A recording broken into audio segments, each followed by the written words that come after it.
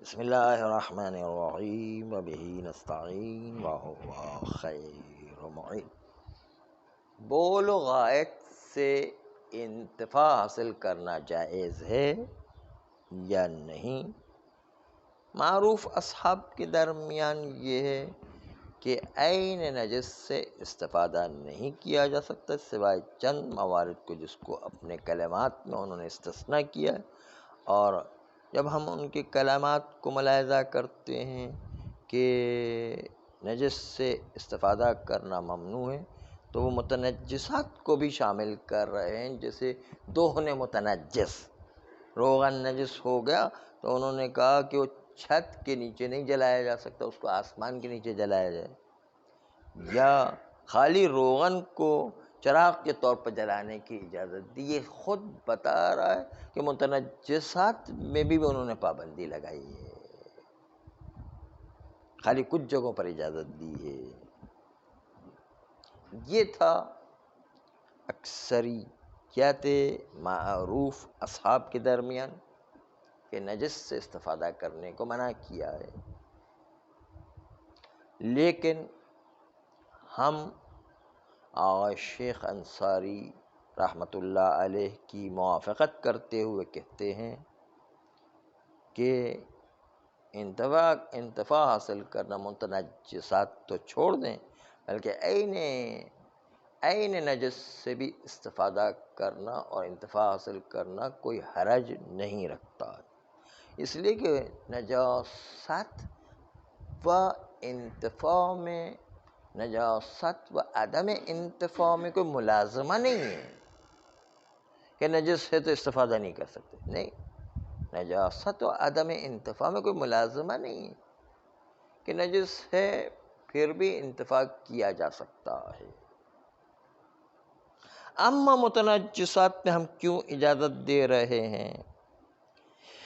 تو اس لیے کہ کوئی دلیل قائم نہیں ہوئی ہے کہ متنجسات سے انتفاع حرام ہے، اور وہ دلیل جو بعض لوگوں کی طرف سے قائم کی گئی ہے کہ عین نجس سے استفادہ کرنا حرام ہے، اگر اس دلیل کو تمام مانیں تو وہ عین نجس کے ساتھ تعلق رکھتی ہے، اور والرجز فاہجر، پلیدی اور نجاست سے بچو۔ اس کے اندر رجز سے مراد رجز سے جو پلیدی کو کہتے ہیں، یہ متنجس کو بھی شامل ہے، اس لیے عین نجس اور متنجس دونوں سے اجتناب کریں گے۔ بعض لوگوں نے یوں استدلال کیا دونوں سے اجتناب کرنے کا، لیکن جو کہتے ہیں کہ پلیدی سے اجتناب کرو، جس میں اجتناب کرنے کا مطلب یہ کہ مطلق اجتناب کے اندر یہ کہ اس سے استفادہ نہیں کر سکتے ہیں، اجتناب مطلق ہے، یہ قید نہیں ہے کہ فلاں استفادہ کر سکتے فلاں استفادہ نہیں کر سکتے، مطلقاً اجتناب آیا ہے۔ اس کا مطلب یہ کہ کسی بھی نجس چیز سے کوئی استفادہ نہیں کیا جا سکتا ہے، لیکن ہم اس آیت کو بھی کہتے ہیں کہ عین نجس کے ساتھ مختص کیا جائے تو بہتر ہے، کیونکہ رجس پلیدی کو کہتے ہیں۔ ہاں، وہ بات نہیں، رجس جو ہے وہ پلیدی اگر مانے تو اس کو عارضی نجاست پر اطلاق نہیں کیا جا سکتا، اس لیے کہ کوئی پھل نجس ہو گیا ہے تو اس کو رجس نہیں کہا جائے گا۔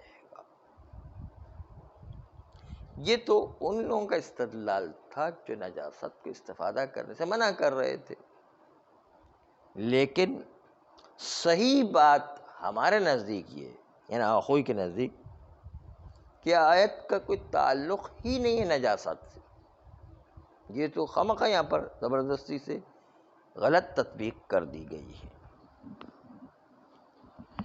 اس لیے کہ یہ آیت اجنبی ہے کہ وہ اعیان نجسات سے انتفاع کو حرام قرار دے، اس سے بالکل اجنبی آیت ہے،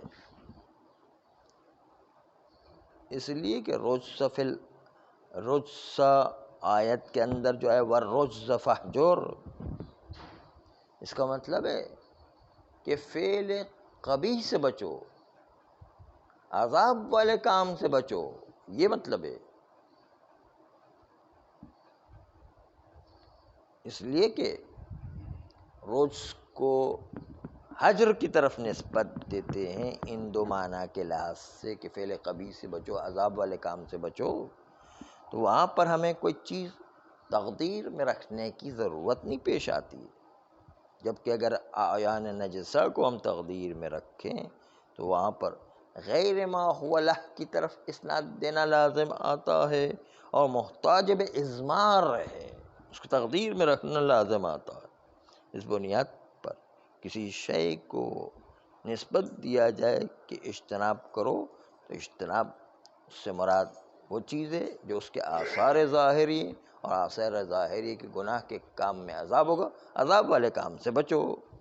بس یہ آیت مطلق انتفاع کو شامل نہیں ہے، بلکہ جو ہے صرف عذاب والے کام سے، قبیح کام سے بچو.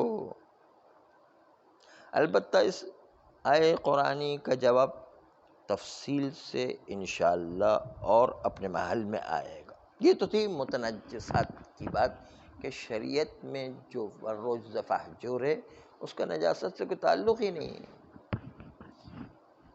اس لیے ہمارے پاس کوئی دلیل نہیں ہے متنجسات کو نجس کرنے کی اور اس کو انتفاع سے منع کرنے کی. تو عمومات آ جائیں گے کہ ہر چیز آپ کے لیے استعمال کرنے کی اجازت ہے. احل اللہ البیع، اسی طریقے سے تجارت عن تراض اور دوسری چیزیں آ جایا کرتی. آئیے نجاسات میں بحث کریں. کہتے نجاسات بھی متنجسات کی طرح اس کے لیے بھی کوئی دلیل موجود نہیں ہے کہ انتفاع کرنا نجاسات سے حرام ہو، مگر یہ کہ مورد خاص جیسے کہا گیا کہ میتہ کو کھانے والا انتفاع نہیں کر سکتا، مردار کو کھایا نہیں جا سکتا، یہ خاص انتفاع، خاص انتفاع کو منع کیا گیا، ہر انتفاع کو تو منع نہیں کیا گیا. یہ خمر میں کہا گیا کہ اس کو پینا منع ہے، یا سور کا گوشت کھانا منع ہے، کتے کا گوشت کھانا منع ہے. تو یہ مخصوص انتفاعات کو حرام قرار دیا، مطلق انتفاعات کو کوئی حرام قرار تھوڑی دیا گیا. بس نجس کو نجس کے عنوان سے عمومی حرام قرار دینا، ایسی عمومیت انتفاع نجس کے اندر نجس کے عنوان سے حرام ہو جائے، ایسی کوئی دلیل موجود نہیں ہے. بس اس لیے یہ ہو جائے گا کہ اصالت الحل کے تحت داخل ہے، عمومی خطابات اس کے اوپر آ جائیں گے، اور عمومی خطابات کے ساتھ جو خاص مورد کھانے کا اس کو چھوڑ کر باقی اور انتفاعات کرنے کی اجازت ہے. اصالت الحل، احل اللہ، اللہ نے آپ کے لیے ہر چیز، کل شیء لک حلال حتی تعرف الحرام منہ بعینہ. احسن ہے وہ چیز جو انتفاع کو حرام قرار دے سکتی ہے اعیان نجسہ میں، وہ روایت تحف العقول ہے. کیونکہ روایت تحف العقول میں یوں لفظ موجود ہے، نہی عن بیع وجوہ النجس، کہ نہیں کیا گیا نجس کی جتنی بھی صورتیں بنتی ہے اس کو بیچنے کی اجازت نہیں ہے. معللا بعدم جواز الانتفاع بہ، یہ علت پیش کرتے ہوئے کہ اس نجس سے انتفاع کرنا جائز نہیں، اس لیے بیچنا بھی جائز نہیں ہے. بس وہاں پر صریح طور پر نجس سے انتفاع کو منع کیا گیا ہے. یہ تحف العقول کی روایت، لیکن یہ تحف العقول کی روایت بھی قابل قبول نہیں ہے، کیونکہ سب سے پہلی بات تو ہے کہ تحف العقول کی روایت خود ضعیف ہے اور قابل اعتماد نہیں ہے. تحف العقول کی روایت ضعیف ہے. اس کے علاوہ جتنی بھی وجوہ کے ذریعے سے نجاست کے انتفاع کو حرام قرار دیے، سب کے سب وہ وجوہ قابل استدلال نہیں ہیں۔ تحف العقول میں اس عبارت کے علاوہ دوسری اور عبارتیں بھی موجود ہیں کہ جس سے انتفاع کو حرام قرار دیا جا سکتا ہے، لیکن خود یہ روایت اتنی ضعیف ہے کہ وقت ضائع کرنا سزاوار نہیں ہے۔ ہم اپنے قیمتی وقت کو اس کے نقل کرنے میں اور اس کو رد کرنے میں ضائع کریں، یہ سزاوار نہیں ہے۔ اس لیے خالی یہ کہنا کافی ہے کہ روایت تحف العقول ضعیف ہے، اس پر کوئی اعتماد نہیں کیا جا سکتا ہے۔ صلی اللہ علیہ